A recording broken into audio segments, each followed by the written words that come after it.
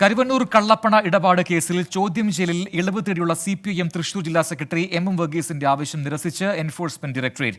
May ദിനമായതിനാൽ നാളത്തെ ചോദ്യം ചെയ്യൽ ഒഴിവാക്കണമെന്നായിരുന്നു ആവശ്യം. വിനീത VG നൽകും കൊച്ചിയിൽ നിന്നും കൂടുതൽ വിവരങ്ങൾ. വിനീത, അടുത്ത ദിവസം നാളെ ചോദ്യം ചെയ്യലിന് ഹാജരാകാൻ ആവശ്യപ്പെട്ട് ED നേരത്തെ നോട്ടീസ് നൽകിയിരുന്നു MM വർഗീസിന്. പക്ഷേ നാളെ അസൗകര്യമുണ്ടെന്ന് അറിയിച്ചു. പക്ഷെ അത് നിരസിക്കുന്നു ഇപ്പോൾ ED. അപ്പോൾ ഇനിയിപ്പോൾ എന്താണ് അടുത്ത നടപടിക്രമങ്ങൾ?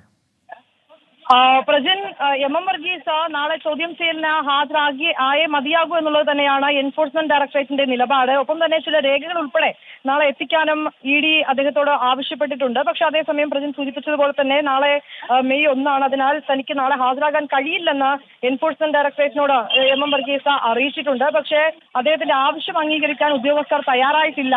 ഇന്നലെയും അദ്ദേഹത്തെ ചോദ്യം ചെയ്തിട്ടുണ്ടായിരുന്നു. മണിക്കൂറുകളോളമുള്ള ചോദ്യം ചെയ്യലിനൊടുവിലാണ് നാളെ ഹാജരാകണമെന്ന് അദ്ദേഹത്തിനോട് നിർദ്ദേശം നൽകിയിരുന്നത്. പക്ഷെ നാളെ ഹാജരാവാൻ കഴിയില്ല എന്ന നിലപാടിൽ തന്നെയാണ് MM വർഗീസ് ഉള്ളതെന്നാണ് നമുക്ക് മനസ്സിലാക്കാൻ കഴിയുന്നത്. പക്ഷെ അദ്ദേഹത്തിന്റെ ആവശ്യം അംഗീകരിക്കാൻ നിലവിൽ EDയും തയ്യാറല്ല.